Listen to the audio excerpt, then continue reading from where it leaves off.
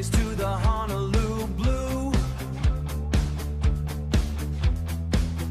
to the Silver Stripes and the soul of the Blue Crew. From the ashes of 0 and then 16 we rose with the chip on our shoulder that everyone knows.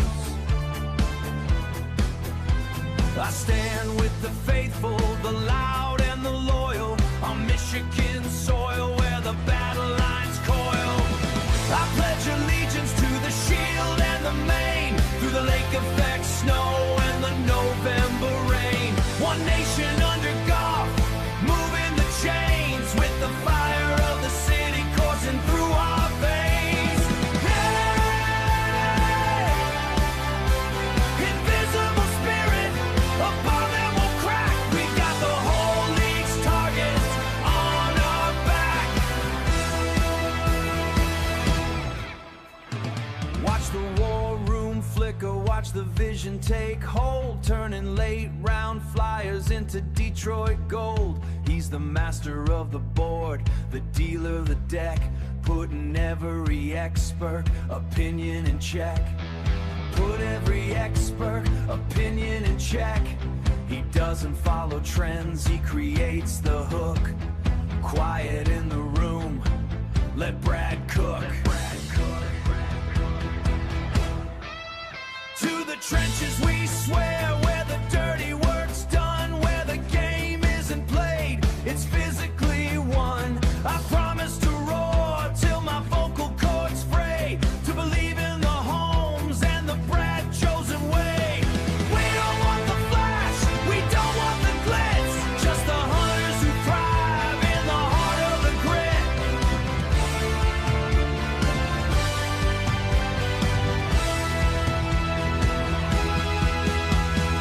Liberty from the cellar, and justice for the years of pain. No more same old lions, just the kings of the northern reign. I pledge my allegiance, my heart and my roar, to the team that we love and the team we adore. With kneecaps for breakfast and victory in sight, we're the Detroit Lions and we're winning tonight.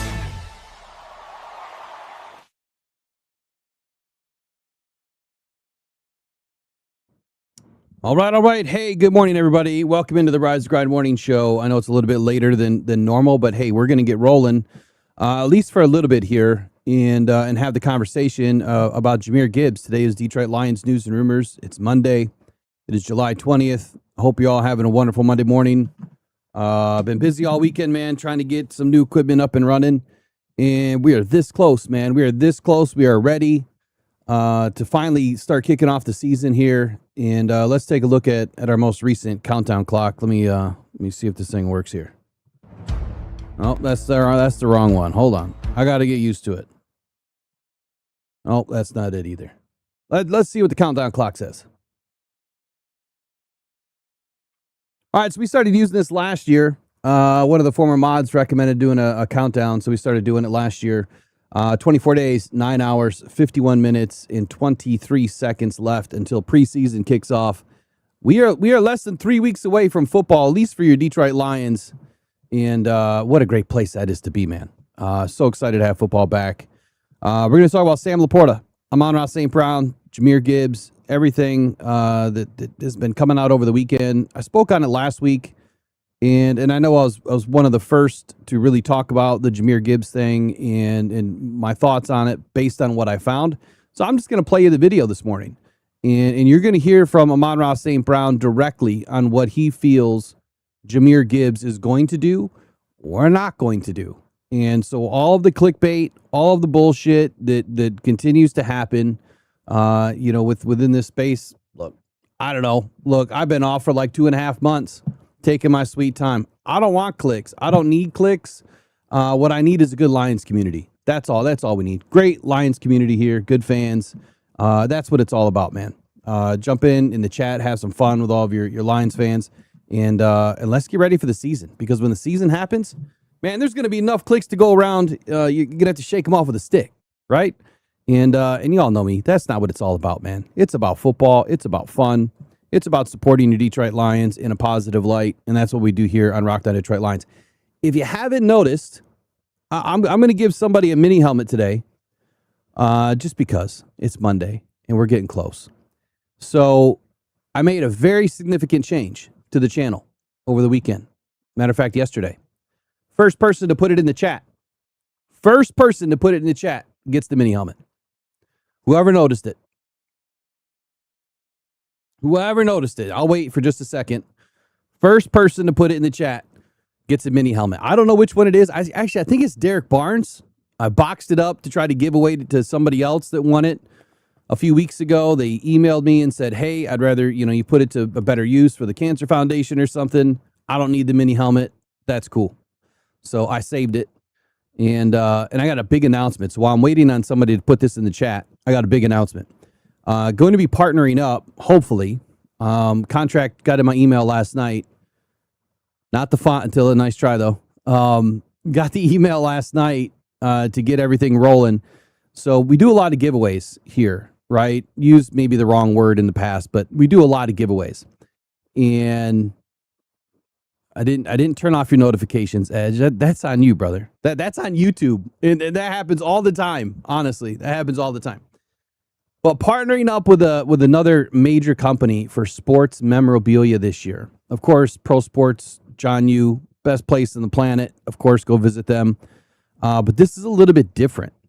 And we're going to be doing live breaks, live shows with sports memorabilia where you guys are going to be able to get all sorts of cool stuff.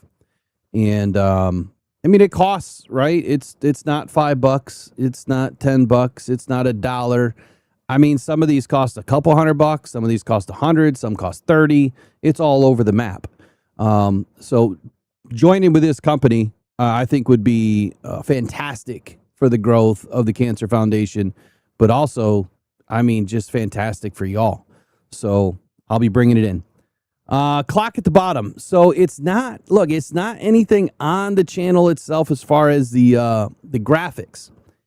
It's the channel, the actual YouTube channel. That's all I'm going to give you. We'll see if you get it from there. Good morning, everybody. Let me get the good mornings out. Got Robbie in the house, Grandma Trace. Let's see, Attila's in the house. Edge not the answer. Never has been. Never will be. Let's see.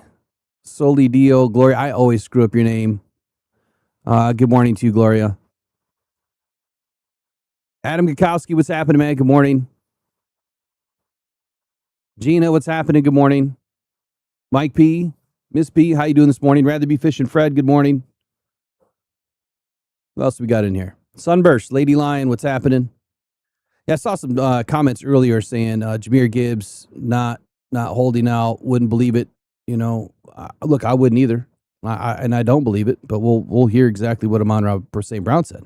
I told y'all last week that he said it, and I know certain people listen. So the fact that they went ahead and ran with the garbage, right, to stir up some clicks is just crazy. All right, I'll give you guys a few more minutes. I'll go back and look in the chat here in a little bit and see if someone got it. Like it's a major one. It's a major one. This one's not a minor one. Put it this way, I've had it for a long time. And what I'm saying, the change, I've had it for a long time.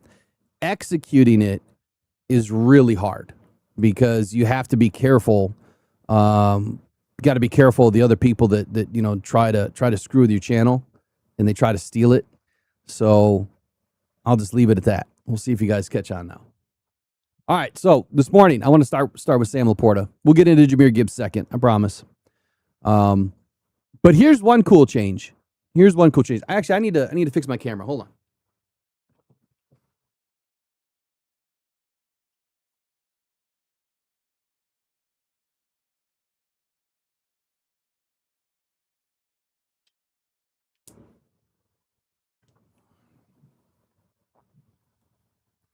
There, that looks a little bit better. That's the last thing I got to do today is I got to get that fixed. But yeah, so we do have a running clock on the bottom right, so you know what time it is. case you're watching the show, listening to the show, and you've got somewhere to be, you always have a clock right in front of you, so you don't have to worry about that, even though you should have it on your phone.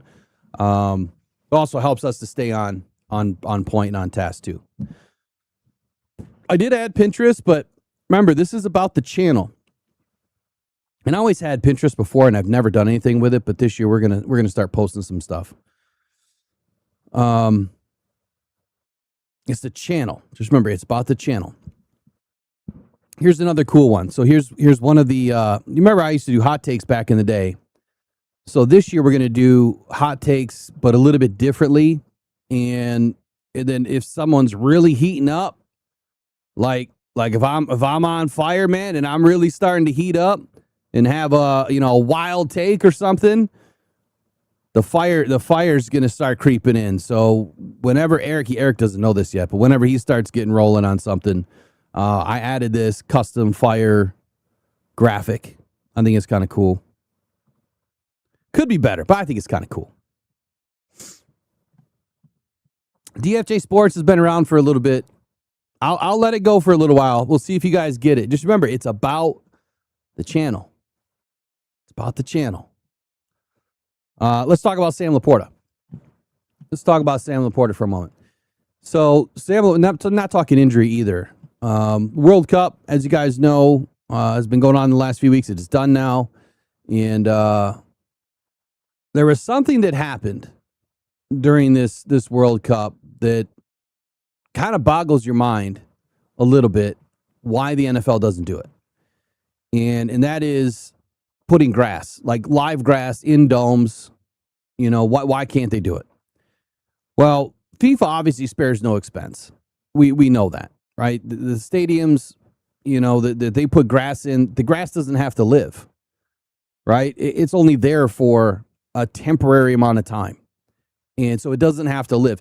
Putting grass in a stadium and then in a dome and trying to get that grass to live for an entire season, you would have to replace it constantly. And I can't imagine if you're replacing it, like what would that do? Like how much worse would the grass get, I think, underneath the players' feet? So Sam Laporta came out, basically posted something, said, hey, why can't we have this? Why can't we have grass?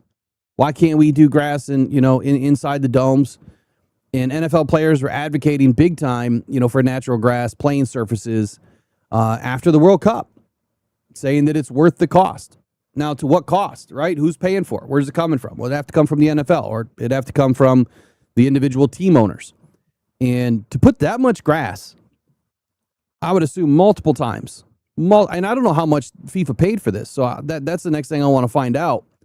How much did it cost them, right? How much did it cost to put grass inside a stadium when they know that it's only going to be there for a match or two, maybe three, only has to last a few weeks, tops? I think that's amenable. Like, that can happen. But to go a whole season, 20 plus weeks, I just don't. I don't see how that's possible. You'd have to have very specific lighting inside the dome. You'd have to have a base. I mean, you want the grass to root, right? You want it to take hold.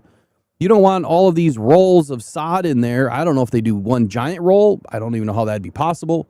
Or if they do a couple, larger rolls. I can't imagine they're out there putting in, 3 by 10 foot, sod rolls like you would get at your local sod farm.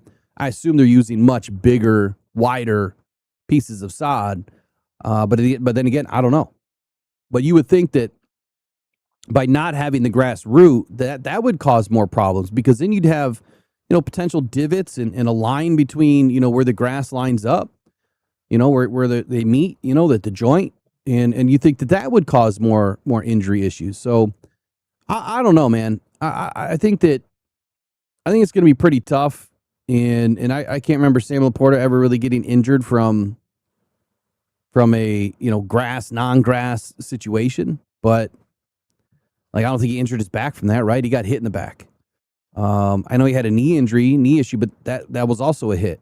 So here's what was reported by The Athletic and others. They said that NFL Players Association pointed back to a statement that the union put out back in mid-June as the World Cup was set to begin. And they said, quote, the temporary installation of natural grass fields for the World Cup is a choice by certain NFL team owners to do for soccer players what they refuse to do for NFL players.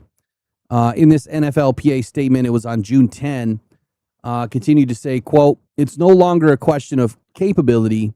The technology exists, the expertise exists, and the resources exist to install the high-level grass fields that our players overwhelmingly prefer. Goes on to say that we have seen the meaningful investments made to meet the standard for the international athletes and global events. NFL players who regularly compete on these fields help fund these stadiums and whose work makes the league what it is today deserve the same commitment to quality grass fields. I don't know about that. They might help fund the stadium, but FIFA's paying for the grass. I mean, do you know how much money that is being poured out for these events? It's incredible how much FIFA brings in. It's insane how much money they bring in. So the fact that the NFL teams are putting the grass surfaces in, look, I'm not saying don't do it. I'm not saying it's not a valid argument. I'm just saying they're saying there's expertise. How are you going to make it last for 20 plus weeks? That's what I want to know. That's exactly what I want to know. This wasn't just this wasn't a whole season. So I don't get it. But anyway, Sam Laporta very vocal about it. Clearly they want, high quality surfaces to play on. I just don't ever see this happening. And if it does happen, great, more power to them. But I don't think it's going to stop the injuries. And the reason why is the injuries, when you compare grass versus non-grass surfaces, it's really very minor in the difference in injuries or types of injuries. There's still a lot of knee injuries. There's still a lot of ankle injuries. There's still broken bones, right? And it doesn't matter if you're on grass or on turf. So kind of an interesting argument for Sam Laporta and everybody else that jumped in on this. So there was multiple players that jumped in on this, including Caleb Williams, Laramie Tunsil, tackle for Commanders, Jonathan Taylor, running back for Indianapolis, Patrick Queen, linebacker for the Steelers, defensive lineman Harrison Phillips, plays for the Jets, and then, of course, Sam Laporta for the Lions and others. I mean, there was others. I don't know. Give me your thoughts below. I mean, do you think that the Lions that ever do this, like, long-term, even though they weren't part of the World Cup this year, do you think that they would ever consider doing this grass surface? And do you think it'll work? I just don't see it working. I really don't. I don't see it working. But they also went on to say in here, too, that, playing on grass, they feel like they play better and there's less impact. Again, I'm not on the field. I don't know. But I just don't see a big difference between playing on grass and playing on turf when it's still going to be a hard surface either way. I mean, it's not like you have 2 feet of soil underneath your feet, if you bring in grass for a season. And then what do they have to do for all the concerts? Right? They got to roll it all back out, and then they got to put all new back in. Like, it's super expensive. It's super expensive, but not that it can't be done. I mean, it's a multi-billion-dollar organization. They should obviously do right by their players. If the players want it, they vote on it. Maybe they can vote on it. I don't know if they can vote on it. Maybe they get it done. I don't know. Next up, we're going to get into Jahmyr Gibbs, what Amon-Ra St. Brown had to say, and I'm going to test a few things here, so we'll be right back after a word from one of our sponsors. Every day, thousands of people are discovering Uper Lights, Michigan's newest, funnest rock to go find on the shores of the Great Lakes. Don't go out with just any light. Try the Convoy C8 from uperlights.com. It's guaranteed for life, and you'll find all the ones everyone else misses. Quality UV lights that are perfect for Uper Lights with prices starting as low as $20. Please make sure to visit uperlights.com for all your UV flashlight needs with the best guarantees on the market. Just what you wanted and not what you didn't. The best quality, the best guarantees, and the best UV flashlights from uperlights.com. I'm around one guy we don't want to take a little less at this point would be your team. Let me hit pause on this real quick. I've also got to fix it so that I'm actually in the damn scene. A couple minor adjustments here. We'll get it fixed.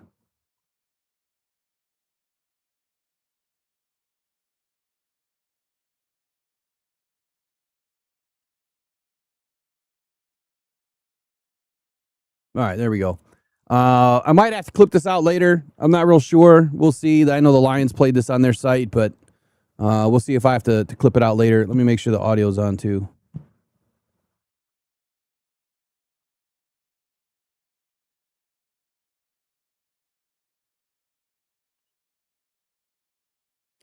All right, so a lot of conversation about Jahmyr Gibbs and, well, I think foolish conversation. But, I mean, we'll see what happens. Well, I've been surprised before. But Amon-Ra St. Brown was asked definitively on whether or not, or what's going on with Jahmyr Gibbs. How does he feel about, Jahmyr Gibbs' upcoming contract? Well, you know what? I'll just play it. You guys listen to it, and then we'll talk about it when he's done. We don't want to take a little less at this point would be your teammate Jahmyr Gibbs, who is eyeing that potential deal. What types of communications have you had with him, and how do you think he's navigating this process? I think he's doing great. Jameer's a guy that's not too focused on that. He's worried about having fun on Sundays, going out there and putting in the work with us during training camp, OTAs. I mean, he didn't miss any OTAs. He was there, all OTAs with us. He just loves the ball. So I think Jahmyr is not worried about that stuff. He's just worried about, how he can be best for the team, and he's done a great job of doing that. So, I'm sure everything's going to be worked out perfectly fine for him and his situation. So, like I said, I know he's not worried about that type of stuff. There you have it. I mean, Amon-Ra St. Brown just said Jahmyr Gibbs is not worried about that stuff. He hasn't missed one OTA. He hasn't missed one mini camp. He hasn't missed one practice this year. If he was going to hold out, I think that these things probably would have already happened. And the reason why is very simple. When you are expecting or wanting a big contract, now, is he due a major contract? No, he's not. He's under contract as a first-round pick. They picked up his fifth-year option. He is under contract. There is no new contract that is needed right now. Everything that he is owed will be fully guaranteed. So, of course, he would want a new contract because he has produced at such a high level. There is not another player in the league over the last 3 seasons that has scored more touchdowns than Jahmyr Gibbs. Jahmyr Gibbs has put up over, I think it's 48 or 49 touchdowns the last 3 seasons on the ground, through the air. And he is, in my opinion, the number one running back in the league. It's debatable with other fans. It's not debatable with me. I think that Jahmyr Gibbs is the best back in the league. And bias aside, the numbers prove it. The value to the team proves it. So the question is he owed a contract today? The answer is no. Will he get one? Yeah. Why? Because Brad Holmes has talked about it. Dan Campbell has talked about it. Of course, they're planning on paying this guy, and they want to keep him around for the long term. But why would Jahmyr Gibbs have held out already if the expectation and the conversation between Brad and the powers that be at Allen Park and his agent and himself, if they weren't, coming to a point where they're expecting to get something done this year, he would have held out because of injury concern. If Jahmyr Gibbs were to get injured in OTAs, mini camp, or in training camp, well, then your contract is in trouble, right? More than likely, you wouldn't get the contract that you think you're going to get, and more than likely, the Lions would probably try not to pay a contract right away, or not put a contract together right away. But then you look at the Lions' history. Look at what they did with Aiden Hutchinson. A lot of people thought that he was going to get paid in the spring, after his major injury. I told y'all it wouldn't happen. We had info that it wasn't going to happen, that very clearly he was going to have to go out and play and make sure that he was good to go. It was more than just camp. It was more than just practice. He had to go out there and play. And then the Lions got it done right before the trade deadline, and he got paid a big contract. So even after a major injury, the Lions have proven to the players that they still want you. They still want to keep you. They still value you. Injuries happen. They expect you to get over it, but they're going to have to see you play again before they give you that next big bag. And that's exactly what I'm thinking is going to happen with Sam Laporta and Brian Branch. I'm not expecting, for either one of those players to get a contract until and after they get on the field. So in this case with Jahmyr Gibbs, I'm going to go based on what Amon-Ra St. Brown is saying. The kid loves ball. Jahmyr Gibbs just wants to play football. He hasn't missed a practice yet. Why would he miss a practice later? The whole point is to hold out. You hold out before an injury can happen. That's the only reason why a lot of players will hold out. It's not like it was 15, 20, 25 years ago where they would just hold out to hold out or hold in, right, and just do very little. And you saw that over the last couple of years where players would kind of hold in. Jordan Love he held in for a while, did very little, wasn't going to do a whole lot on the field because he didn't want to get injured. You don't see that with Jahmyr Gibbs. He's out there running everything. He's out there doing everything. So I see this as a complete non-issue. And if it were to change, look, like I said, we've been surprised before, but not in Detroit. The Lions just don't have players that hold out. We don't have it. And there's no intel right now saying otherwise. And again, I haven't listened to everybody. I just seen what pops up as far as titles and things like that. They're all full of shit, man. They don't know anything, and they're not getting any information. And I'll go back to what I say every year. If Justin Rogers and Jeremy Reisman and all the people that are covering the team every single day in the building, talking to these players as often as they can, and the coaches, right, and the GM, if they're not reporting something credible, is not happening, right? If you don't have an inside source or even any source, right, any source, then it's not happening. And there's really only a couple of people that think that they have sources, but the one of them constantly lies. So I'm not even going to mention that person's name or publication, but everything that person puts out just always turns to shit because it's not backed by fact. So it's a non-issue. Jahmyr Gibbs ain't going to hold out. At least right now, there's no credible sources, no credible information that this is going to happen. And it doesn't make any sense. He would have already done it. He would have already held out by now. So that's my take on that. And I want to move on to something next. But before I do, I want to test another one here. Let's test this one. Be right back.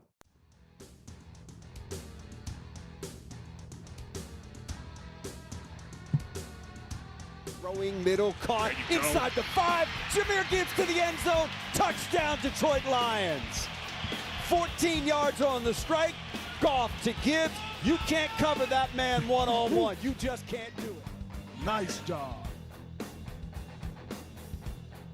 Jared takes the snap, back looking, throwing middle. Got Amon-Ra inside the 2, to the 1, to the end zone. Touchdown, Detroit Lions. Amon-Ra St. Brown. Amon-Ra St. Brown. Nice job.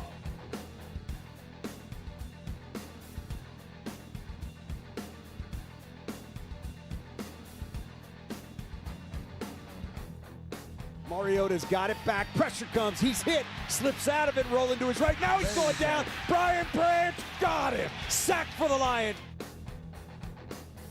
Snap taken by Mariota. Wants to throw it. Gonna get hit. Gonna get sacked. Yes, Take it down. sir. Brian Branch got him second time today. Nice job. Pressured by Hutchinson. He goes down again.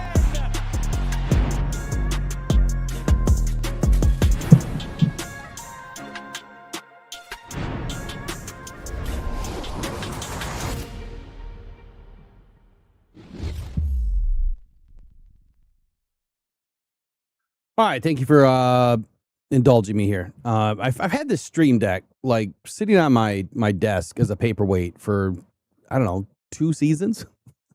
I never took it out of the box, never used it. And then this, I don't know, a few months ago, I took it out of the box for the first time, plugged it in, and it was broken, like out of the box. And thankfully, it had a 2-year warranty. So I reached out to Elgato. They sent me a brand new one, finally starting to put it together. This will help out immensely. So you guys know sometimes I'm looking for stuff. Things are all screwed up. And that's because OBS can be a nightmare. So now having everything just kind of at my fingertips, and I got a lot to learn with it still, but it'll make things a lot easier.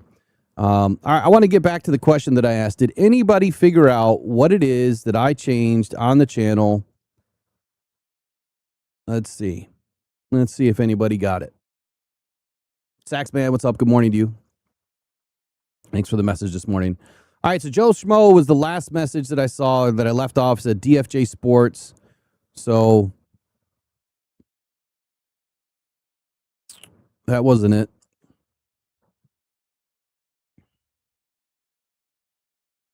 Shorts, yeah. Gina, yeah, I used to have shorts in a lot of videos. I'm getting back to that this year. Part of the reason why I'm trying to get all this technology stuff figured out so I can be a lot quicker at what I do. Like, I have all my thumbnails pretty much done for the season. All I got to do is pop in some pictures, and I'm ready to roll for all the pregame. Pregame, I'm doing pregame announcements this year. We'll do postgame. And now we're going to do some live breaks, hopefully. Right, that's the plan. I just got to go through this contract and see if it's all good.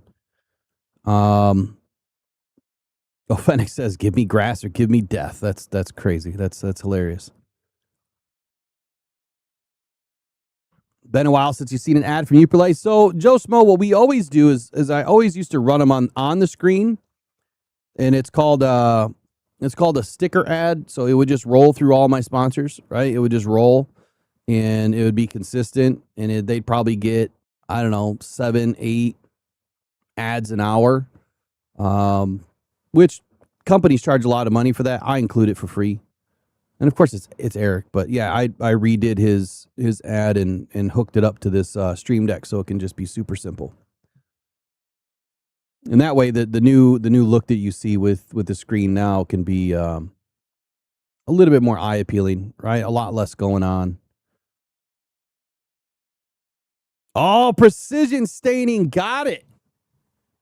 Oh no, wait. Well, clarify precision staining, clarify for me. I think you got it, though. I think you got it. What do you mean by removed old channel?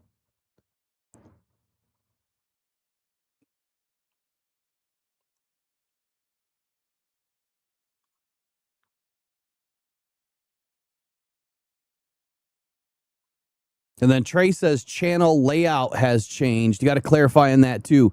So it has something to do with the channel, right? Give me a little clarification. I'll come back. It's a very definitive change. So you got to just say what the change was. Very definitive change. All right, I want to get in some articles. When we do Detroit Lions news and rumors, we're going to pull in other articles like we used to. I haven't done this type of a segment in a long time, but we're going to kind of go around, with some of the beat reporters, and insiders, and see what they're talking about. You changed the whole layout from the channel. Yeah. Yeah. Okay. So you guys kind of got it. You kind of got it. Everything's always been broken into categories, but I did fix all that a long time ago. I'll just show you. I'll show you. And I'll just do a two-way drawing between trace and precision staining. I'll do a randomizer. I'll do it tomorrow. I'll put it in. We'll put your name in there like 50 times each and let it spin and see who gets it. All right, so go look at my channel. What does it say now? Does it say Rocked On Podcast Network still? It says Rocked On Detroit Lions. Rocked On Detroit Lions. So I've been wanting to make this change for a long time. And obviously we're slowly integrating over to DFJ Sports a little bit more. Detroit Football Journal will end up being like the main, and then underneath that will be everything else. But Rocked On Detroit Lions, I've had that channel name forever, and it was on another, it was underneath my account, but YouTube is so ridiculous at times. You can't just switch the name even if you own the handle. You can't just go in your account and say, I want to switch these handles. You literally have to drop it, and then you have to wait like 2 weeks or something like that, like 2 weeks, and then hope somebody else doesn't get it, right? I've emailed them. I've talked to, somebody that I know over at YouTube. And they said, yeah, this is something that they should change, because if you already own the handle and it's underneath your brand account, you should be able to just switch it. But that's not what they do. They make you literally drop it off the face of the earth, and then it goes, and then they hold it, right? They hold it for like a couple weeks, and then you have to hope to get it back, and that someone doesn't beat you to it. So I finally got it fixed. All right, Trace, I'll do that. Finally got it fixed. Got it changed, which I'm glad it's finally done. In the very beginning, Rockdown Podcast Network, like the idea was that I would have like 32 different teams under one channel. Yeah, that don't work. One, there's not enough playlists that I could actually show. I mean, I could put the playlist in, but I could never show them like you guys, when you see like how the channel's laid out. I couldn't put in 32 different links. So anyway, that was a big change that I did last week, and yeah, fun stuff. Glad it's done. All right, Pride of Detroit put out an article. Let's see if this works. I'm around one guy we don't want to take a little less at this point would be. Hold on, let me fix that. Hold on. Still got some minor bugs here.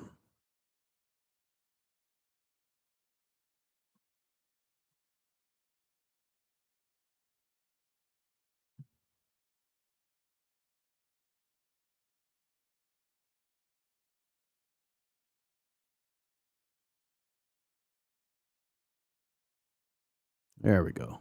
I think we're good now. All right, let's try that again. This will get smoother as I play with it. All right, so they put out this article talking about how many Detroit Lions rookies will start by the end of 2026. And I, without even going through it, because I haven't gone through it yet, I'm going to give you my answer, which I kind of gave you last week. I think that Blake Miller will end up starting at some point. And it could be the beginning of the season, right? Could be the beginning of the season. I don't think Jimmy Rolder is going to start. He might start, in sub packages. He could be a starter there, but I don't think he's going to initially beat out Damone Clark or Malcolm Rodriguez, unless something crazy happens in training camp, which hopefully it does. I mean, we want Jimmy Rolder to be better than both of those guys. But unless something crazy happens, I'm expecting Malcolm in his 5 seasons, of time in the league to really be able to beat out a rookie with his veteran ability. It's the same for Damone Clark. Like I'm really expecting a lot of Damone Clark this year.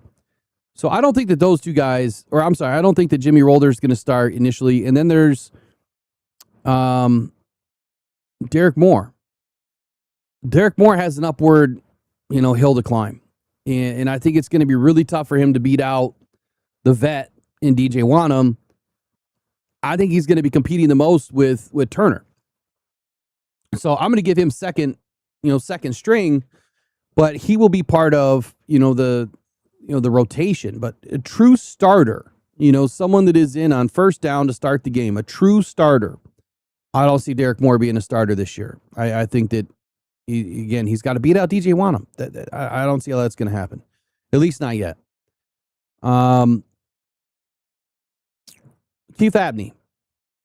Again, unless there's injuries, if everyone's healthy, I don't see how he beats out Rocky Sin. But again, sub packages, I expect him to be a starter. Who else? Skylar Gill-Howard, Tyree West. Again, sub package work. They have to make the roster first, but sub package work, I'm expecting Gill-Howard to make the roster. I don't see them being starters. Am I forgetting anybody? I don't think I'm forgetting anybody. So I really don't see any of them other than Derek Moore has a long shot. Rolder's even longer. Blake Miller, I think, can become a starter. So now let's see what this article, is talking about. Well, I have the wrong courtesy up. Hold on.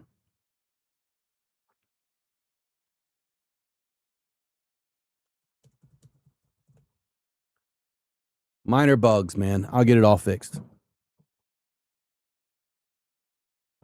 Hey, at least we took a step into the 21st century, right?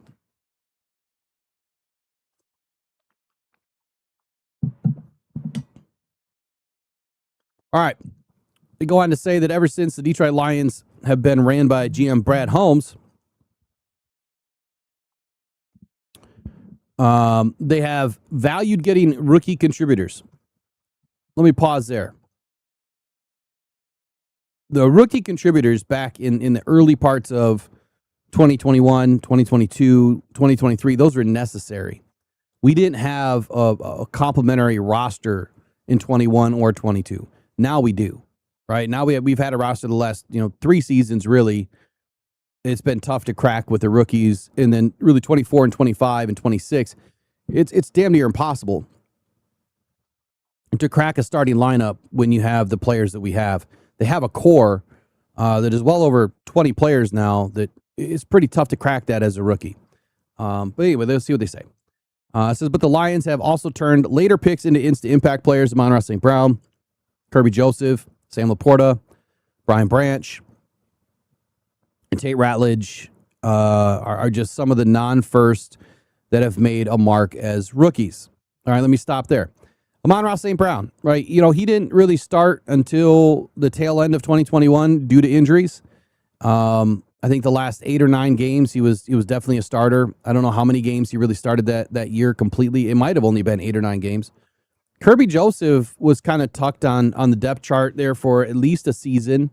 And then after Efetu Melifonwu was for sure gone, obviously that gave Kirby, the lead as the free safety. But it took Kirby at least a season and a half to really start to become a decent player. And it wasn't until his 3rd season that he really finally took off. So I think that when you have, players that are drafted in mid to late rounds, it's going to take them a minute, right? It's going to take them a minute. It's unusual if it doesn't. Sam Laporta, he was expected to get on the field right away. I don't know who was thinking that he wasn't, but I expected him to be on the field right away. Brian Branch expected him to be on the field right away. That was a huge steal for the Lions. Tate Ratledge, obviously, is a 2nd round pick. Like that's not a later round pick to me. I don't know why they're calling it a later round pick. That's a 2nd round pick. The dude, especially as an offensive lineman, that's where you're expecting offensive linemen to be on the field early. So those last couple there, Brian Branch, Sam Laporta, Tate Ratledge, those don't surprise me at all. But players like receivers, safeties, 3rd, 4th, 5th, 6th round, those you usually don't expect in the first year. And that really didn't happen, that way other than really for Amon-Ra St. Brown. Anyway, some of the rookies listed above did not start from the onset, but the time the season came to an end, they were entrenched as important parts of the team. Could we see a similar feat for the Lions 2026 draft class? Today's question of the day is, how many Lions rookies will be starters by the end of 2026? So his answer, who is this? Who wrote this? John Whitaker. Says 2, Blake Miller and Keith Abney. Miller is an obvious choice as a 1st round pick. Hold on. Get the chat back open. As the 1st round pick is the heavy favorite to start at right tackle as early as week 1. I don't know about that. I don't know about being a heavy favorite. I think a lot of fans want him to play, but Larry Borum has been given, him fits over there. And Blake has to, he has to get it right before week 1. Borum could definitely start week 1, hands down. All right, so that being said, Larry Borum is still in contention, and if he outperforms Miller in training camp and preseason, he could win a starting role, a spot that has to be earned, not given. So I think we agree at the same point here that I think that Borum could carry this, and Miller will start at some point. That's kind of where I'm at until training camp happens and we see something different. His other choice, though, Keith Abney, this is an intriguing option or idea, and it's more about opportunity, is what he says. That he was a 4th line selected in the draft, but as a cornerback with potential to play inside and outside, there's ample opportunity for him to win a starting spot with the release of Terrion Arnold. The depth chart ahead of Abney is DJ Reed, Rocky Sin, Ennis Rakestraw, and Roger McCreary. Reed will undoubtedly start if healthy, which he's healthy, but none of Yasin, Rakestraw, or McCreary are guaranteed starters.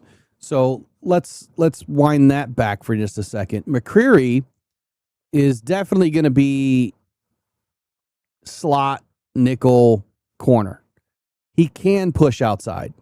And he just hasn't done it since his rookie year to any degree of snaps that is worth like taking a huge risk on throwing him out there at the outside. I think that McCreary will be, probably the fourth in line to be outside corner, unless something crazy happens at camp and he just shows that he's the best outside corner. Then you could kick Ennis Rakestraw inside or, Abney inside, but I just don't see that happening. I think Yasin's got this one locked up, at least at the very, outset of camp. Rakestraw's got a long way to go. There's no need to rush the guy. He's been injured. Just let him do his thing. Let him get healthy. Let him get some snaps. There's no need to put him out there and risk injury again. If Yasin is healthy, let him play. I think it's going to be really tough for Abney to beat McCreary or Yasin, to a lesser degree Rakestraw. I think that Abney could beat Rakestraw almost immediately to start camp. All right, he goes on to say that Yasin was solid in relief for the Lions last season, but it is worth remembering that he has not been a full-time starter since 2022. Asking the veteran to play at a career best level across an entire season might be an unrealistic expectation for the 30-year-old. Maybe.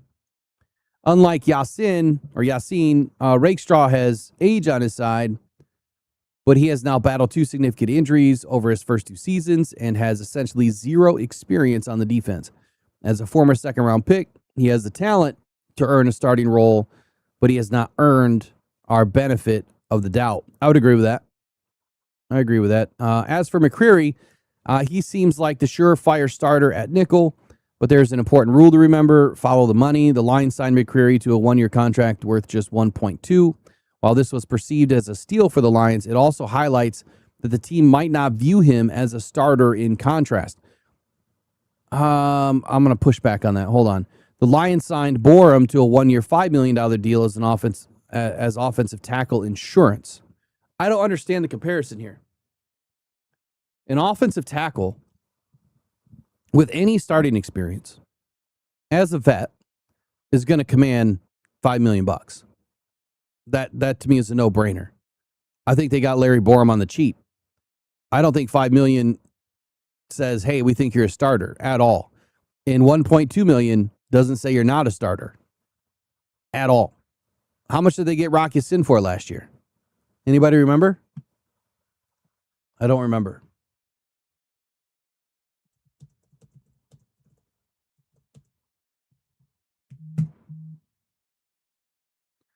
Last year, Rock Ya-Sin was on a $1.17 million vet minimum contract when he signed with the Lions in March of 2025. He played in all 17 games, 6 starts, 47 tackles, 9 PBUs. And he outplayed the deal, obviously. Then he signed a 1-year, $4 million deal. I don't see where the $1.2 million is. Like, money doesn't matter to be a starter or backup. I'm just going to throw that out there. It doesn't matter. And Brad and Dan have both said that many, many, many, many, many times. We don't care how much you make. We don't care where you were drafted. We don't care about the hype. We care about what you do on the field. If you're signed at $1.2 million and you're playing better than somebody else, well, then you're going to win the spot. They don't care if you're paying somebody $5 million to go sit on the bench. They paid, so I guess in contrast theory to that, they paid Rock Ya-Sin, a much bigger contract this year. So does that mean that he's the starter because they paid him more money? I don't think so either. But I do believe in Ya-Sin's ability, and I think that he can definitely carry a full season. It's all about prep, right? If you know going into the season that you have, a good shot at playing a lot of reps, and I think that he probably found that out. We'll come back to this. He probably found that out last, end of January, early February when Terry and Arnold was going through his stuff, or at least it was announced. Believe it or not believe it, whether he was innocent or not innocent, whatever he felt, I'm willing to bet that Ya-Sin has been putting in some extra work and making sure that he has the ability to go full season. I don't believe in the money. I don't follow the money when it comes to players' contracts because we see it all the time that players that are paid less will end up playing a lot of games. In Ya-Sin's case, last season, he played in all 17 for 1.17, signed a $4 million deal this year as a thank you and for insurance behind Terry and Arnold, which Terry and Arnold's no longer here. So it's Yassine's job to lose at this point. That's just how I feel. They go on to say that Abney has a lot of players to challenge for a starting role, but he has a good chance to impress just as they do. And I wholeheartedly agree with that. I've said it before for those of you that weren't in the last week or even a few weeks ago or even back around the combine or the draft. Keith Abney stuck out like a sore thumb to me. And I told you all that. And then I kind of backed off him because I just didn't see where the Lions were going to go later for a DB. I expected it to happen earlier in the draft if it was going to happen at all. Well, the Lions went a different direction, and they ended up getting him, which is kind of a steal where they got him. So Abney, look, he's a damn good football player, and he is just scrappy as all get out. So I expect him to put on a good show. I expect him to fight and claw and scratch his way. Now, next season, I'm looking at Abney to potentially become a starter as long as he stays healthy. He goes on to say that Derek Moore has the best chance to become a starter by season's end, but I also think he may fall victim of the Lions' lack of defined starters on defense.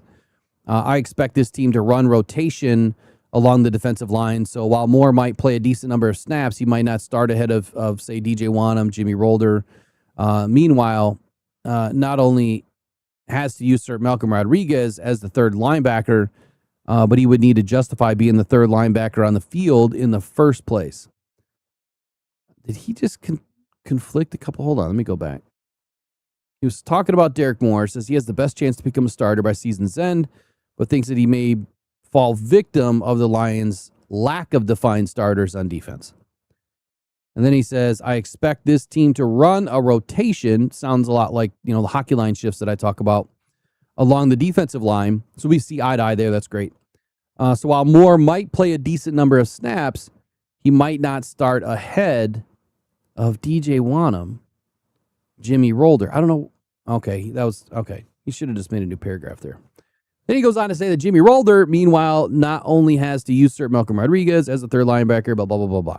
Okay, so I think we're kind of in agreement here that Miller makes the most sense. Abney, to a lesser degree, doesn't make as much sense for me as what it does for Whitaker. And then I do agree with the high rotation. I think that the Lions are going to benefit from a high rotation this year on this defensive line. So that's news and rumors number one. Let's see what else is out there today. Man, I can't wait till next week happens.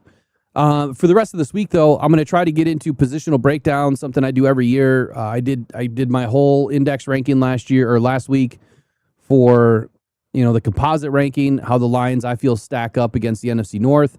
I think I did a fairly good job. I mean, look, there might have been one positional group that I could have evaluated a little bit differently. It's tough with the injuries. And look, I mean, you've seen what ESPN put out. They still had the Lions with two of the best safeties in the league, even though we don't know if either one of them was going to play. Branch should, but we don't know if Kirby's going to play.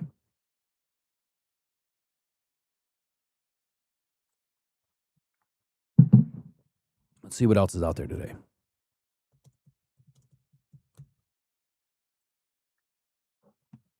First Monday back in a while. We'll get rolling. We could do a 53-man roster prediction. We could probably do that today. Y'all want to do that today?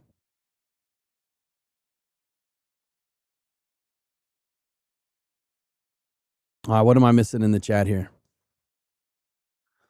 Edge says, but Will, if they don't start, then Brad is the worst GM ever. Yeah, I hear you, man. I hear you. It's sickening, right? But isn't it hilarious at the same time? All these people that say fire Brad Holmes. Brad Holmes is no good. Brad Holmes' 2024 draft sucked. Okay. You know the New England Patriots, I've said this before many times. Do you know that they have like one fourth-round pick on their roster out of like 17 that they've had? A crazy number. Maybe it's 12 that they've had since 2021. They've had a crazy number of fourth-round picks. and they literally have one on their roster as of a couple months ago since 2021. How do you lose that many players in the middle of the draft? Does that mean, that they suck? I mean, they just went to a Super Bowl, right? I think all things are relative. Brad Holmes has the most players in these top 10 lists. They came out by the execs, coaches, and scouts. Tell me how he sucks, and tell me why he should be fired. We have never had this many players of this quality. I mean, think about that for a moment. What was the number? I did some graphics the other day. What was the number? Let me go back to my graphic. It's like 8. Do we have 8 players?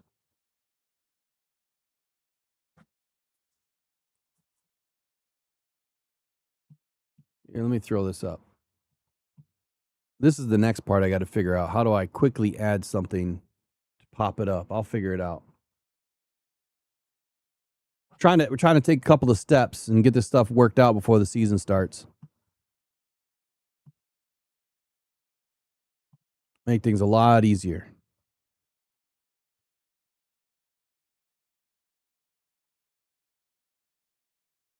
Let's try this one.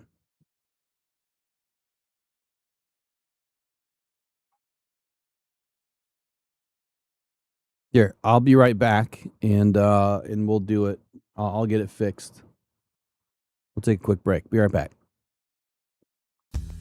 Every day, thousands of people are discovering Uper Lights, Michigan's newest, funnest rock to go find on the shores of the Great Lakes. Don't go out with just any light. Try the Convoy C8 from uperlights.com. It's guaranteed for life, and you'll find all the ones everyone else misses. Quality UV lights that are perfect for Uper Lights with prices starting as low as $20. Please make sure to visit uperlights.com for all your UV flashlight needs with the best guarantees on the market. Just what you wanted and not what you didn't. The best quality, the best guarantees, and the best UV flashlights from uperlights.com.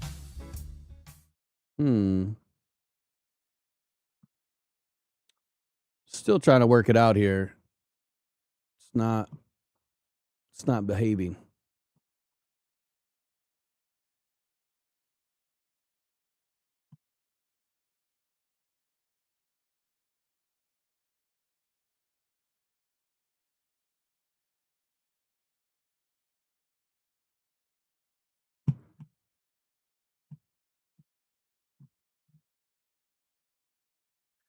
Supposed to be in my downloads, but it's not showing up.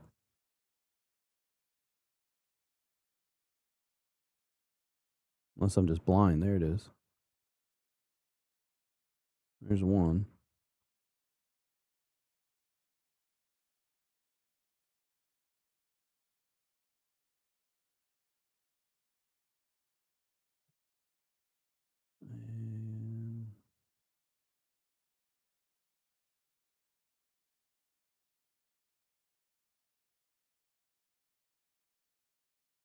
Test day. Gotta love it. Gotta love the dead air on test day. I see what's going on. My files are defaulting to something else. All right. Now I probably got to get it all lined up, but we'll just roll with it. Let's see what it shows.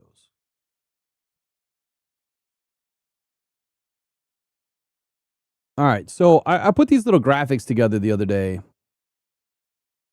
with the help of a little bit of AI for graphics. I don't mind using AI for graphic stuff, man. That saves me so much time. But all my other graphics I make. So anyway, in this first one here, you got Penei Sewell, Jahmyr Gibbs, Sam Laporta, Amon-Ra St. Brown, Jared Goff. So on offense, the Lions have 5 players in the top 10. 5 freaking players in the top 10 on offense. That is half of your offense, right? Half of your offense. They have 5 players. The crazy part is, like, how much, well, really, you have Jameson Williams too, right? Honorable mention. even put him at number 11, put him at number 12, put him at 15, whatever. You got 6 players that are really, you got 5 in the top 10. You got 4 in the top 5, and then just call J-Mo, put him in there at 15th, right? Or even 16th. More than half of your offense is the best in the league. And then you have defense, right? On the defense, you have Brian Branch, Aiden Hutchinson, Jack Campbell, Kirby Joseph. So you got, basically 1/3 of your defense are all pro Bowl, elite football players. And as long as Kirby and Brian can get back and play some meaningful snaps, like tell me how Brad sucks again. It just doesn't make any sense. It doesn't make any sense when you add it all up. And we don't have any honorable mentions, right, for a defense. So when you add it all up, the Lions basically have 10 players, half their team, half their starters that are extremely good. And that's not even counting the second-round pick and Tate Rowledge, Cade Mays, who's an ascending center, interior offensive lineman, no sacks given up in like the last 20 games. That's not counting, the first-round pick and Blake Miller.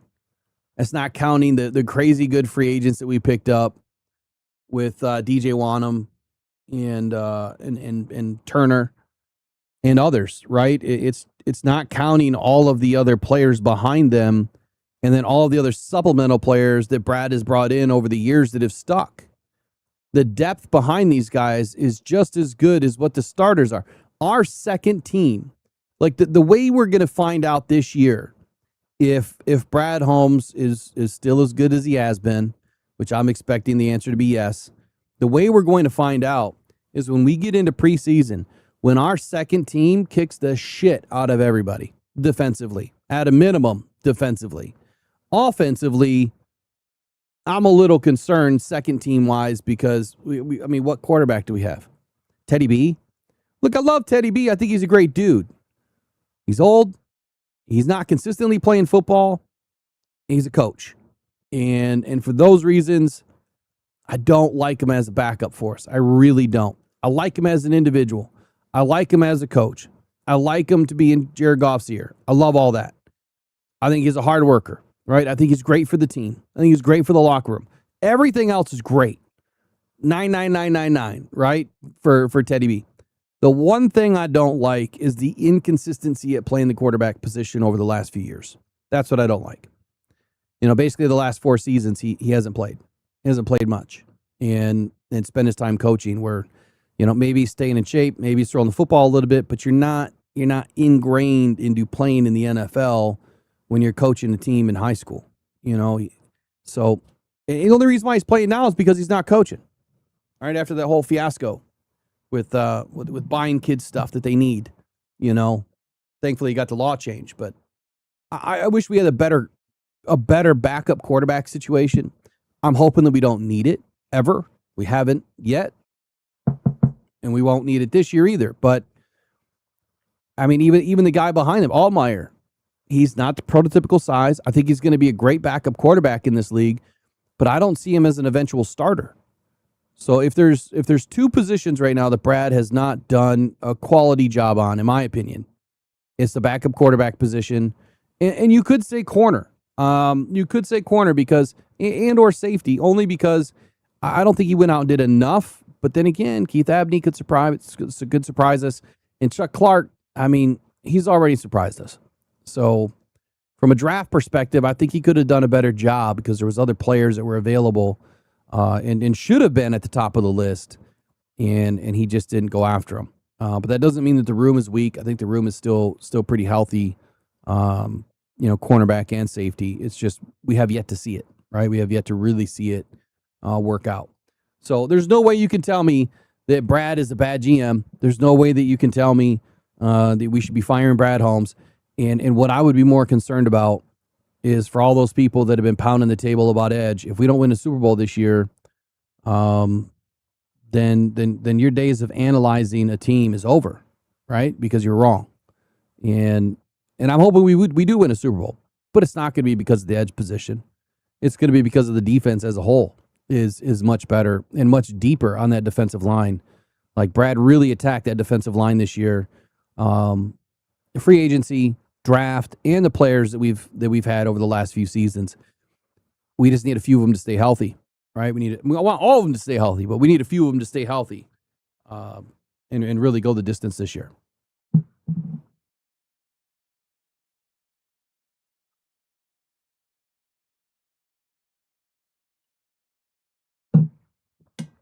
Let's see. John Desage says, I see, Will, my argument for Brad in the quarterback room is he's not drafting guys that may replace Goff.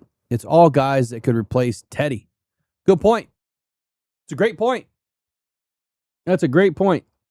We are doing something different this year.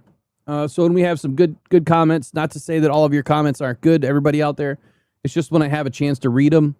And I do want to go back, like I said, we'll get into an evening show every week, if not a couple.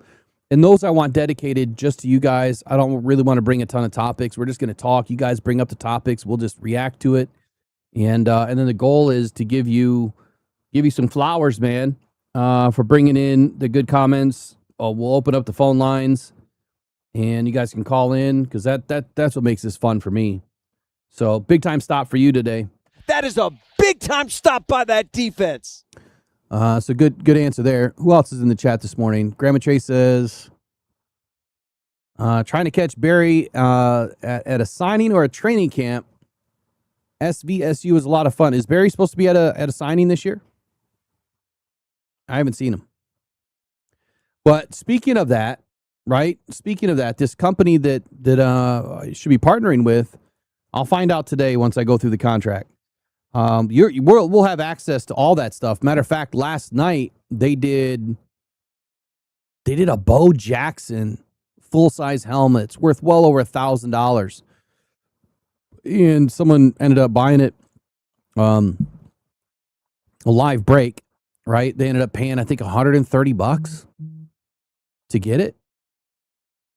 So what a deal, right? And there was only 8 slots. It's pretty cool what they do. I got to learn how to do it. See, we were going to add Whatnot this year. And that's the funny thing. Like I've gone through and studied like Whatnot and then the live breaks. And, I was doing giveaways and which we're going to redo again this year. But I was doing giveaways and things.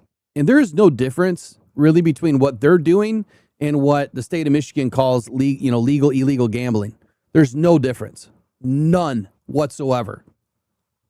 It's just using the word live break is about the only difference because there's still a game of chance, right? You're still having to maybe win something, and I just don't understand how they can get away with it. But hey, if it's legal and the Attorney General doesn't have a problem with it, then we're going to add it. We're going to add it, and that's what we're going to do for Rock Down Cancer Foundation this year is the live breaks, and then also we'll do giveaways. I always do giveaways. Last year we didn't do as many. It was a tough year for me medically last year. But if you can't tell, I'm starting to feel a lot better. I've had some injections. I got more injections today. Matter of fact, I better check my appointments before I go too far. And get my medication under control. So feeling better. I'm hoping to have a really good season this year. Let's not forget. Thanks, Trace. Let's not forget tomorrow, 10 o'clock. That is when training camps tickets go on sale. Feel free to get as many as you can. And if you can't, well, as many as they allow you, I think it's 4. If you get them and you can't use them, just remember, you can always donate them to info@rockdownpodcastnetwork.com's Ticketmaster, info@rockdownpodcastnetwork.com. I give them to people. Every year I get about 100 and I give away about 90. And I give them to people that haven't gone.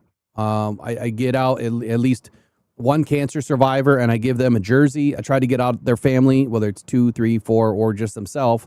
Last year, it was just an individual. And we're able to get them out there and gave them a jersey. So I plan on doing that again this year too. And maybe we'll try to incorporate a Pro Sports Zone day and get everybody out to Pro Sports Zone and give someone a jersey from Pro Sports Zone. I'll get in touch with John and see if we can't make that happen and then do some special events at Pro Sports Zone this year. I'd like to get at least one, maybe two in. I think that'll be really fun. Big shout out to Joe Schmo sending out the Detroit Lions memberships. That's been a huge help, man. I mean, one, obviously it helps out the channel. Two, it gives people an opportunity to become a member, and the memberships are going to be changing this year too.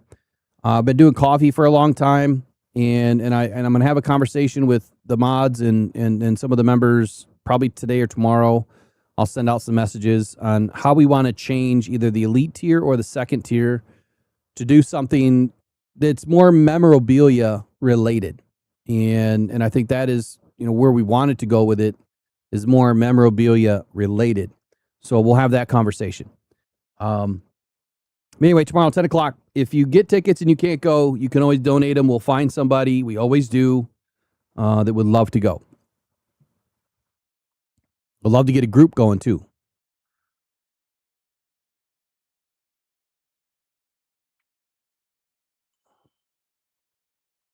Yeah, Wilson, good comment, says you need a top 10 draft pick to replace Goff. Jared Goffs don't just grow on trees. And you're right.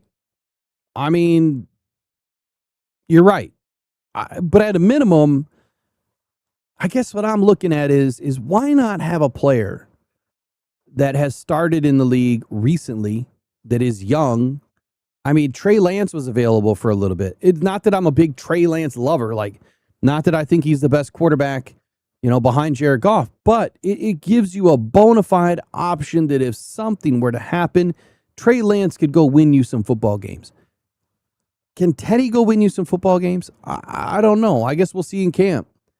We'll see in camp. I do know this. And Teddy played, pretty damn good football, during his heyday. I'm just not a big fan of the small hands either. The fumbles, the bad throws, having to wear gloves. Maybe it's just me, but I'd rather just have a guy that meets all the requisite prototypical sizes and can go out there and do it. I'm not hating on Teddy at all. I just think that I think that Brad needs to finally do something about that position. They tried with Hendon Hooker, right? They tried to invest a 3rd round pick to bring in a quarterback that should have been a steal. His mental never caught up to the game, and unfortunately it didn't work out. But it's time. It's time for us to, maybe next year's the year, quite honestly. Next year, there's going to be about a dozen quarterbacks entering the draft that are, half of them are going to be pretty good. 2 of them, I think, are going to be starters in the league and for a long time. And we'll talk about that as we get closer to the draft. But I think next year's the year that you're going to see Brad potentially and finally invest an earlier round pick into a quarterback. Doesn't have to start, right? Doesn't have to replace Goff, but grow behind Goff. There's nothing wrong with growing a quarterback at your number 2 spot. If you're winning games with Goff, you're winning games. He's been a great quarterback for the Lions. If you're winning Super Bowls, obviously you're going to keep him there. But there's no reason why you can't invest early into a player. Doesn't have to be a 1st round pick, but I'd say 2nd round pick and get a quarterback that can be your future, because Jared Goff isn't going to be here forever. I don't know how much longer they're going to be able to pay Jared Goff and all these other players. What happens when you get to the next phase? What happens when the 2026 draft class, needs to get paid? What happens if Derek Bourne, Jimmy Rolder, and Blake Miller turn out to be all pro players? Now you got 3 more max contracts you got to pay, along with the other dozen of max contracts that you already have. So those are the types of things that I think about when, assembling a team, is staying ahead of the curve, right? And I think Brad's done an excellent job at that. Just a couple of positions maybe that need to be addressed still. Great comment by you, Wilson. Appreciate it. Lions show 4 across the front.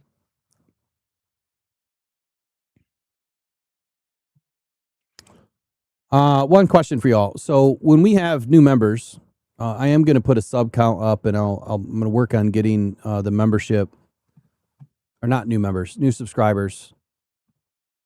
Remember how I used to play like a 10 or 12 second clip? Should we go back to that? I always thought that was pretty fun. Should we go back to playing those little clips when we get a new subscriber or a new member? I got to get some loaded up.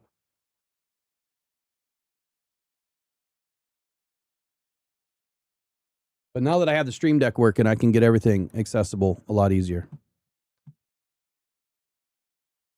T-Web says, I was looking up quarterback stats, and it was weird by my findings on Goff. He is about to pass a lot of great ones in many categories in less years. Yes, more games in a season, but still, Goff is great. Man, yeah, big time. Big time.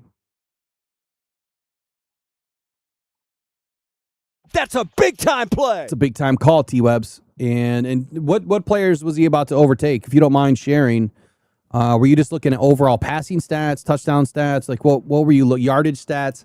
What were you looking at? Let's take a look right now.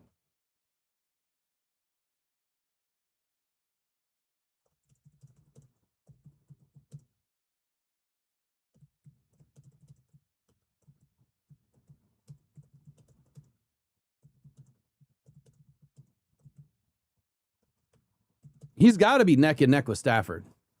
Like, if not even ahead of Stafford, but maybe not. Maybe just a little bit behind. The top 10 quarterbacks, at least according to this quick search, without pulling anything up.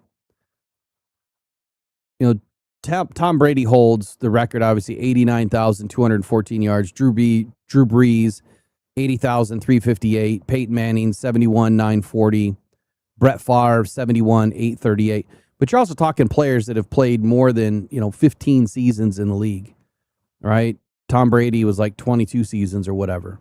Matthew Stafford, 64,516. Dan Marino was 10th at 61,361. So where's Jared Goff?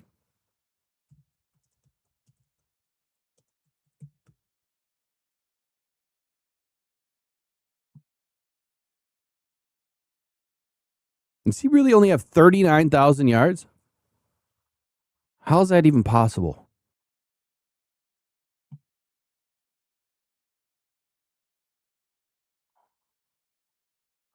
Matt Stafford has 64,000 to Jared Goff's 39.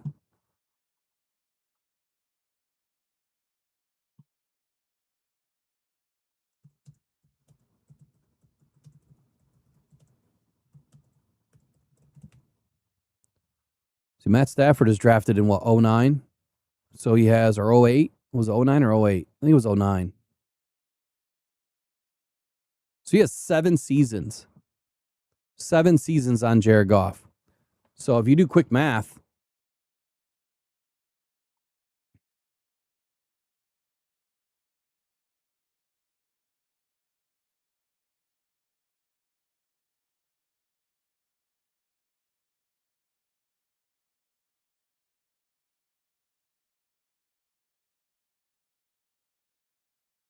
what's that, 18 seasons he's played? Or 17?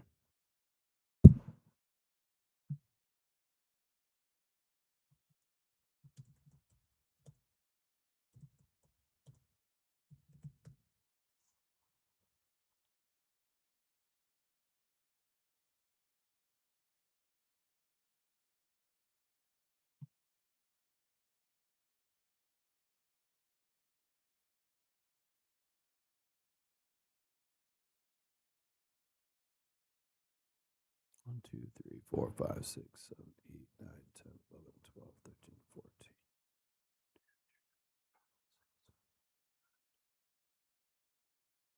So 17 seasons. That's 37, basically 3,800 yards a year for Stafford.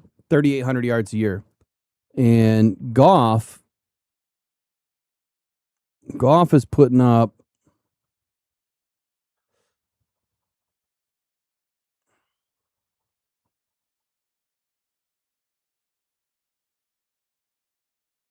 wow.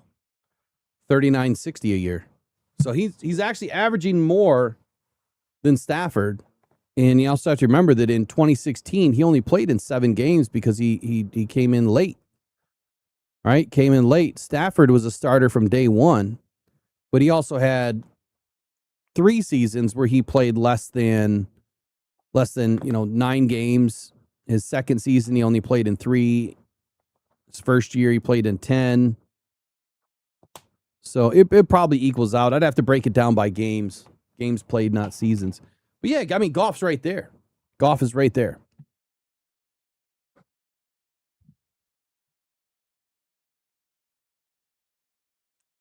Yeah, I couldn't imagine if Goff had a player like Calvin Johnson. But we're getting there, man. I mean, we have multiple players. That's the thing. Like Stafford had like one good receiver. And then he had Nate Burleson for a while, right? He had Tate, Golden Tate. And that was really about it that I can remember right now that were really impact players. Goff has multiple players, right? He has multiple players that he can throw the ball to. And I think that is such a defining difference to be able to go into this season where he's going to have a legit 4 receivers that every single one of them can produce. 4 receivers, between Dortch and Williams and Isaac Tesla and Amon-Ra St. Brown. Every single one of those players can produce. And then you have Sam Laporta, as long as he stays healthy. That's 5 legit receivers that he has, even though, obviously, Laporta is a tight end, but he's a receiving tight end. What else is on your mind today? Well, we're going to spend another 5 minutes and we're going to get out of here. Wilson says, I agree with getting a young QB that we can develop, but I'm strongly against a guy like Trey Lance. Lance has all those physical tools, yet I ask myself, why is Lance available? Is he currently available? Is he still available?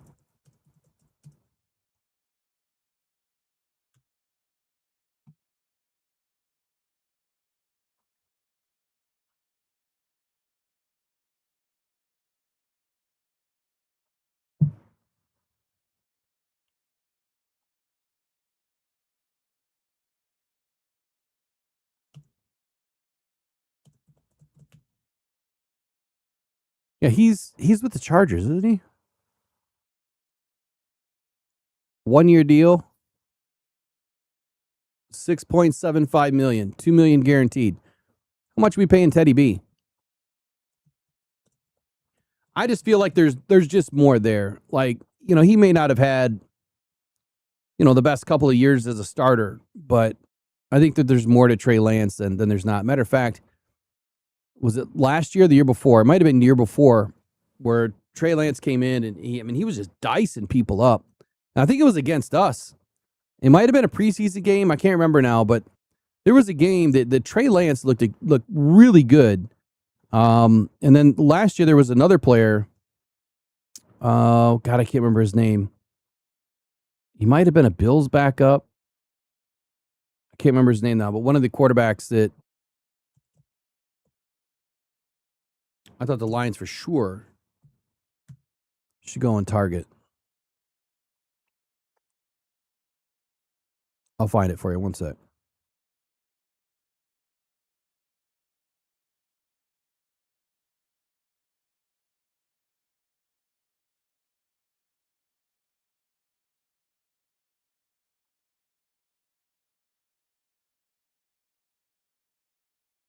Teddy Bridgewater is right now ranked as the 21st backup quarterback in the NFL. Here's what Sports Illustrated said, that it seems like it was ages ago that Bridgewater was viewed as a franchise quarterback in Minnesota. His career trajectory drastically changed after suffering a career-threatening leg injury before the 2016 season. Bridgewater revived his career as a quality backup in New Orleans, gaining the trust of the coach, Sean Payton, while making spot starts in 18 and 19. When was this printed? Yeah, this is just a month ago. He's had a couple of other appearances since then. They go on to say that Bridgewater's days of being viewed as a high-end number 2 quarterback are gone, but he is still the trust of coaches, still has the trust of coaches. He's beloved in the locker room, and his high football IQ make him an asset during film sessions. Bridgewater, who played with the Lions in 23 and 24, briefly retired to coach high school football before signing with the Buccaneers last season, clearly now back with the Lions. So back in June of this year, Sports Illustrated, Gilberto Manzano doesn't realize that he plays for the Lions. Pathetic. That's just terrible. It's terrible. Trey Lance is ranked as the 15th, according to this guy. Where is that backup quarterback? There it is, Davis Mills. So it's Texans. I'm sorry, Texans. He says that Mills is a high-quality game manager who stepped up last year to win 3 games while C.J. Stroud was sidelined with a concussion. Many forget that Mills was the starter in Houston before Stroud arrived as the number 2 pick in the 2023 NFL Draft.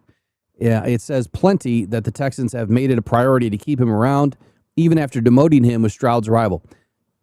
Mills is a guy that I would have tried to have stolen, right, from underneath the Texans. And who knows if the Lions did or even attempted to.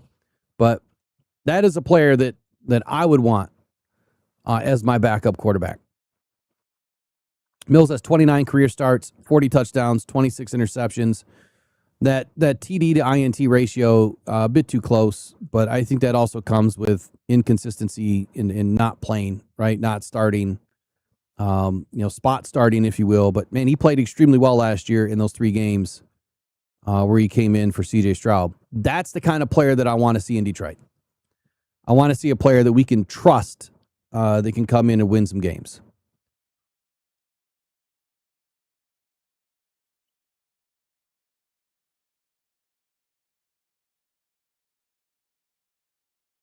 Man, I just don't understand this. They got Joe Flacco ranked as the number 1, Mac Jones ranked as the number 2. What? Jameson Winston at number 4, Fernando Mendoza as number 5. Does this dude watch football? Interesting. Here, if you want to look at this, I'll post it in the chat. There's a lot that I could just pick apart there, but I won't. OSU quarterbacks never translate to the NFL. Some do.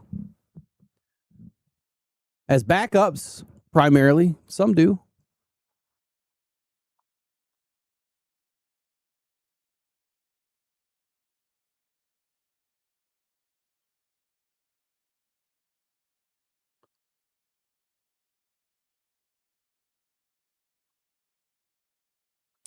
Attila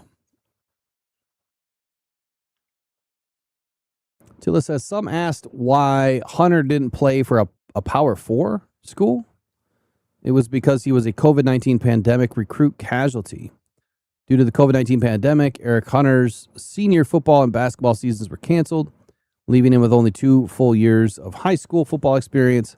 Otherwise, he would have, because Morgan State was among the first to recognize his potential. During his pandemic disrupted high school year, he developed a deep loyalty to the university. I could agree and disagree with that, Attila. And great information, man. Thank you for sharing. Ball's loose on the ground. But I'll say this: if Hunter belonged at a Power 5 school, why didn't he transfer? Why didn't he hit the portal? I understand your point about being, loyal to Morgan State, HBCU program. But why didn't he hit the portal and go play for a nationally recognized team where he, maybe would have garnered more attention, headed into the draft?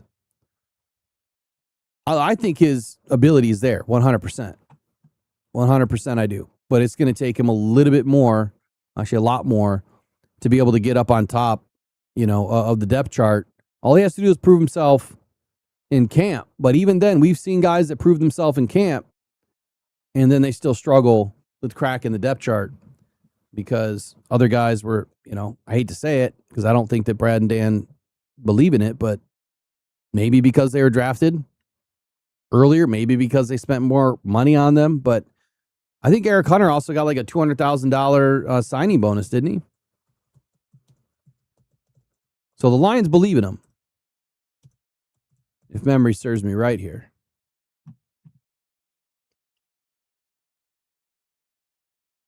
It was a $25,000 signing bonus. It was $175,000 guaranteed. And it was a 3-year, $3.125 million contract with the Lions that he signed. I didn't realize that. I did not realize. So I knew about the signing bonus or the guaranteed money. I had no idea that they gave him a 3-year deal. Did y'all know that? That he got a 3-year deal?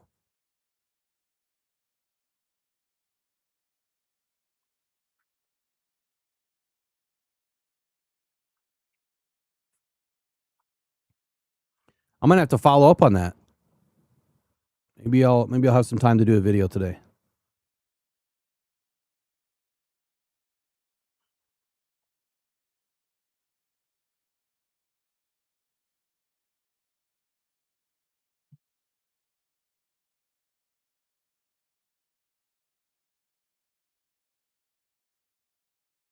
Kyler Murray will be available soon. Yeah, I don't want Kyler Murray anywhere near Detroit. And I think he's definitely going to be taking the top spot over there in Minnesota, without a doubt. I've been hearing rumors that J.J. McCarthy, and again, just rumors, nothing concrete here. There's even questions on whether or not he's going to live out and play his rookie contract. That it's possible they're thinking he may not even last in the NFL that long due to some of his injuries that he's already suffered. And I didn't think that his injuries were that bad, right? And I heard this on XM radio. So I'm kind of curious as to what they're thinking there, or what they know, or what maybe what's been said to them. I don't know. And then this other thing about ADHD, I guess it came out that was he just now diagnosed with ADHD? I mean, how is that not? How's that not going to impact his career? Right? I'm not saying that you can't be great at what you do if you have ADHD. Look, my son has it, and he's a wonderful human being. But without medication, some people just can't. They just can't manage their day. And if he can't take that medication because it's included in the performance enhancing drugs category, what is he allowed to do? And how will this hinder his career? How will this, hinder his ability to learn the playbook and then stay focused enough to, do what he's supposed to do every single day? I'm speculating here, but I think that could be more of an issue for him than the injuries. And maybe that's what they were referring to. But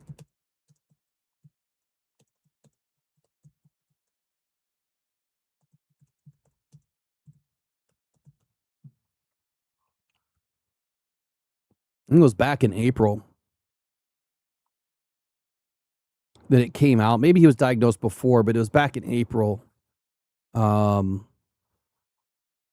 Back in April that they were talking about it. And I don't understand why this all of a sudden just came out. Here's his quote from back then. He says, "I feel like ADHD has gotten a bad rap. There's a lot of different things coming out in the medical world that I have no right to speak on, but a lot of people could do the research for themselves and realize that it is somewhat of a superpower. You look at hyperfocus and all the benefits of that when you actually love something, you're actually passionate about it, you lock in so much more intensely. The downside of ADHD is obviously the attention deficit and just being able to concentrate on going to the fridge and getting a water. That's it. Nothing else. You don't have to go finish that. You don't have to go start that. You don't have to remind to call him back. Just do that. I don't understand what he means by that. But I get it. The hyper-focused and something that you actually love makes sense. I can sympathize with that one. I remember my son, man, he loves like the Pokemon, still loves the Pokemon cards. He's been doing quality investing into Pokemon to resell and building up his portfolio. And I remember the days that he would just lay them all out. They're so organized. So kind of made me second guess, like, is ADHD even real? Is it really real? Like, is it just people don't want to take care of their kids, so they give medication? You know what I mean? I don't know. I don't want to get too far into the weeds. Might have to follow up on this contract, though. All right, last and not least, let's see what hit the waves here with Tim Twentyman. I know he put out a couple of things recently. Oh, he's got a training camp preview going. Look at that. Defensive line. Yeah, we're going to be doing that the rest of the week. We'll do all the positions. Like I said, I did the index last week. Broke down the NFC North. This week, I'm going to get in a little bit deeper into positional groups. And I have just, 8 days to kind of get it all done. And I'll probably do some videos before we start talking about it. So Tim Twentyman's latest here.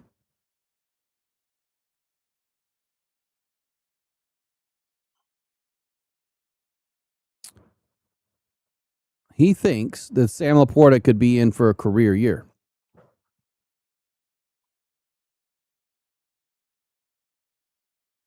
I hate how they put these links on their site and then it goes to all of these other links. Like, it drives me nuts.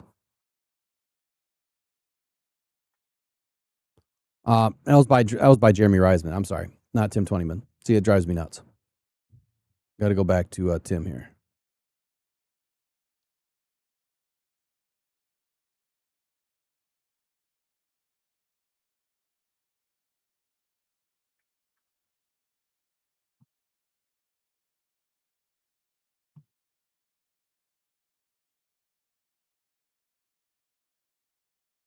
All right, 5 position battles by Tim Twentyman. Obviously, right tackle. We've talked about that till we're blue in the face. Left guard. We've talked about that. Number 2 cornerback. We've killed that one. The will linebacker spot. We've talked about that. And edge rusher. So really nothing new. But I'm interested to hear what he has to say about the edge rusher position. He says this will likely be a rotation among a number of players. But who will have the most reps opposite of All-Pro Aiden Hutchinson when it's all said and done this season? He says veteran DJ Wanham is someone the Lions were very familiar with from his days in Minnesota, where he enjoyed a couple of 8-sack seasons. He was signed in free agency this offseason, and the team thinks that his length and play style is a good complement to Aiden. Detroit selected Derek Moore with the 12th pick in the second round, and Moore looks to be a well-rounded player in both the run and the pass game, and could provide some juice coming off the edge. The Lions will also look to put some bigger body frames in the role, opposite of Hutchinson at times. We've seen Levi Onwuzurike and Tyler Lacey play that big end role in OTAs and minicamp, as both players provide inside-outside versatility. The veteran Peyton Turner, 6'6", 272 pounds, is another name to watch, as the former first-round pick looks to jumpstart his career in Detroit after 4 modestly productive seasons in New Orleans. Overall, the Lions got younger and more athletic along the edge and appear to be a little deeper there too, which should bring some good competition in training camp. Like, edge is going to be a fun position to watch. Absolutely. All right, a couple more things I want to test real quick, and then we're going to get out of here. Oh, wow, that's loud.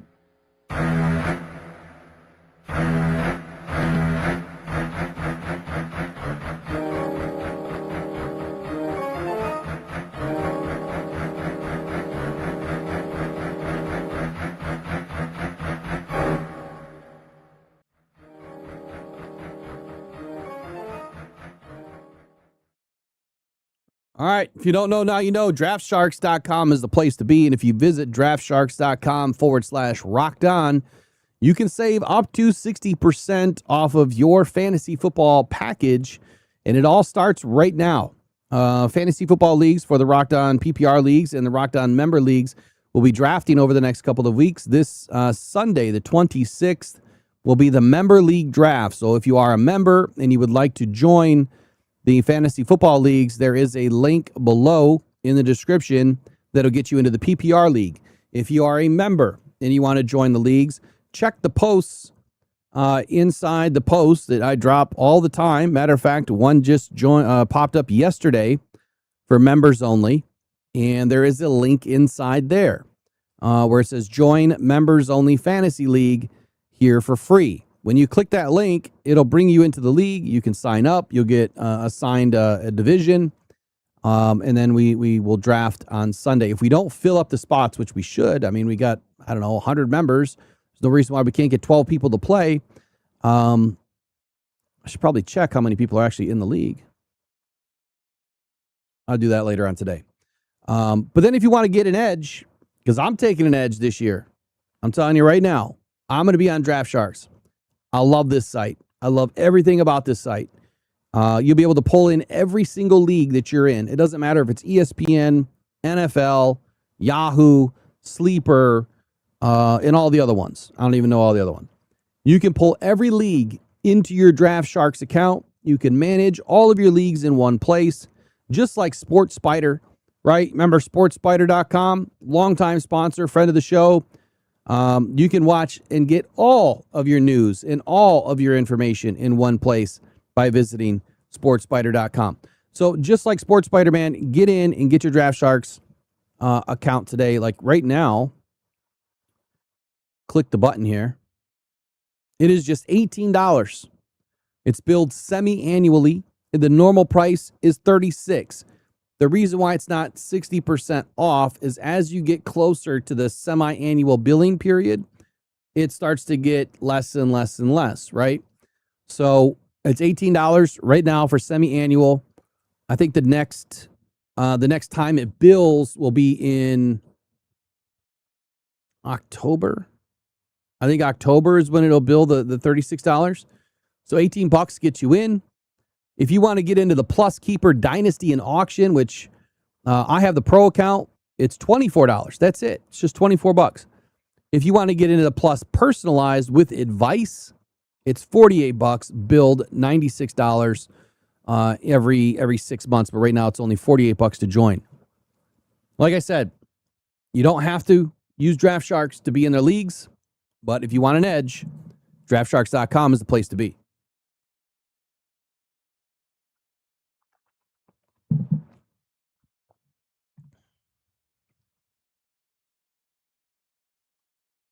Oh, thanks for clarifying that, Trace. I don't know why they just started talking about it in April with JJ. Doesn't make any sense.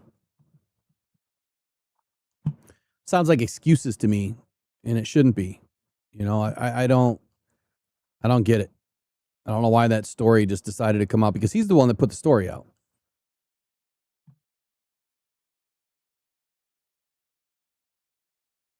Let's see if I can show a couple of these things with Draft Sharks here.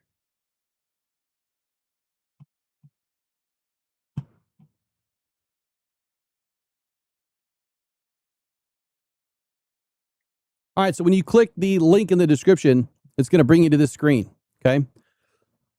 This is where you'll get all the information on how much it costs, what's included in each of the packages, and here's a little bit about what you're going to get. Save 60%, paying semi-annually. Obviously, you can pay monthly if you want to pay monthly. Well, I mean, look at the price, right? $16 a month. The most popular is $22 a month, but if you click semi-annual, well, that's where you save a ton of money. If you go annual, you save even more, right? Save even more. It's crazy. But here's what you get based on all three. I have the Plus Personalized. I have the Plus Personalized one myself. Unlimited live draft sync. That means you can bring all of your drafts into one place. Live draft war room. You can bring all of your war rooms in one place. All your projections, trade values, player rankings and formats, the ADP market, injury risk, mock draft trainer, insider only articles, who should I start tool, team intel, redraft trade negotiator or navigator, the Draft Sharks app. And then this is where it starts to fall off. In the middle tier, you start to lose the Dynasty War Room on the first tier, the Auction War Room, the Best Ball War Room, the Keeper Tools, all that stuff starts to drop off. And then Advice is the last one. And I got to tell you, man, the advice is crazy good, what they tell you. It's pretty fun stuff. We'll finish with a video here by DraftSharks.com. We'll be right back.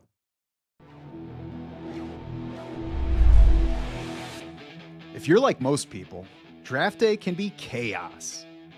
You have a bunch of tabs open, each one with different tools and charts. You frantically bounce from tab to tab, searching for that optimal player. But what if you could get one high-functioning, battle-tested board, customized to fit your draft, and guide your every move? That's our Draft War Room, a draft tool we've improved for 25 seasons. The first crucial step is using the live draft sync. The Draft War Room syncs live with your commissioning service, so it automatically loads your league settings and updates with each pick throughout your draft in real time. Accurate projections are a crucial first step to any draft tool, so check this out. DraftShark's experts placed first and second among 225 industry crazy. pros for draft accuracy. That's like winning the Oscars for fantasy football rankings. But even the best projections are still just one dimension of a player's potential. That's why the Draft War Room is built on the principle of value-based drafting. The Draft War Room tracks 17 value indicators in real time and updates your customized player values after every pick.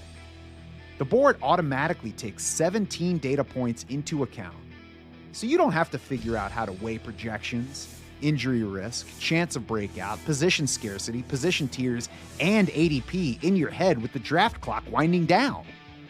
Our board does that work for you in milliseconds. What you get are 3D values for each player, a value from 0 to 100. And these are dynamic values, changing throughout your draft. In case you're wondering, these value numbers adjust to every league format, including Superflex, Dynasty, Keeper, and Auction. It also adjusts to every scoring variation like tight end premium, 6-point passing touchdowns, yardage bonuses, return yards, everything that affects the relative value of each player in your draft. Later in your draft, the board takes our analysis to the next level for you with upside mode. We give greater weight to a player's ceiling, plus his likelihood of hitting that ceiling. That analysis increases your chances of hitting this year's league-winning breakout players. So if you want to cycle through a bunch of open tabs on draft day, or if you think one static list of rankings is enough to win your league, we might not be the site for you. But if you want one well-designed and carefully crafted draft tool, a tool that pulls all the information you need into one easy-to-use dynamic draft board, become a DraftSharks Insider today. Yeah, love it. Sorry, the video quality was terrible. It's my bad. That was just kind of an impromptu, hey, let's just show you the video again. But anyway, join DraftSharks.com if you guys want that inside edge. I'd love to meet you there and see you there. Obviously, I need to state for the record that if you do sign up, this channel may get some affiliate commissions through DraftSharks, which obviously you know what I like to do with it. I like to reinvest that money back into the channel and back into you by buying a lot of giveaways. This year, we are going to do in season. We are going to do at least one giveaway every week. There'll be some parameters around that. Do me a huge favor right now. If you're on Twitter, go to @DFJ and follow me. I'm going to start using that for a lot of the things that I put out there for this channel and others. And then on Facebook, I started a new Facebook. Should be @DFJ Sports. Haven't done a lot with it yet, but start following, because some of the giveaways are going to be inclusive of trying to help us get our account back to where it used to be. Lost Facebook. Somebody hacked it. Rocked On Detroit Lions is still out there. My group is still out there. I just can't get into it. So until we get that figured out, I had to start all new, and I need your help to build it back up. I don't spend a lot of time on social media, but during the season I do. Just not really any other time. I just don't have time for the noise. Anyway, that's it for today. Appreciate you guys joining me. A little bit of Detroit Lions news and rumors. Jahmyr Gibbs, to kind of wrap it up. Amon-Ra St. Brown said it himself.